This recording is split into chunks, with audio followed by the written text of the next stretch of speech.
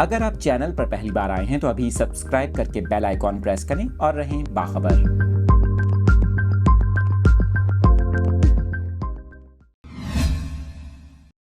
आपके साथ इस अहम खबर की डिटेल्स शेयर करेंगे। आपको बताएं कि कराची वालों के लिए अच्छी खबर सामने आई है। सिंध हुकूमत की जानिब से फैसला किया गया है और इस फैसले से मुतालिक आपको आगाह करेंगे। वज़ीर ट्रांसपोर्ट सिंध शर्जील इनाम मेमन की जानिब से कहा गया है कि अगले 6 माह के लिए पीपल्स बस सर्विस का किराया नहीं बढ़ाया जाएगा। सिंध काबीना ने वज़ीर ट्रांसपोर्ट शर्जील मेमन की तजावीज़ मंजूर कर ली हैं। आपको बताएं कि सूबाई काबीना ने 49 करोड़ 33 लाख 56,000 रुपये की सब्सिडी मंजूर की है ताकि अगले 6 माह तक पीपल्स बस सर्विस का किराया ना बढ़ाया जाए। महंगाई से परेशान आवाम के लिए अच्छी खबर सामने आई है। सिंध हुकूमत की जानिब से आइंदा 6 माह पीपल्स बस सर्विस का किराया बरकरार रखने के हवाले से फैसला किया गया है।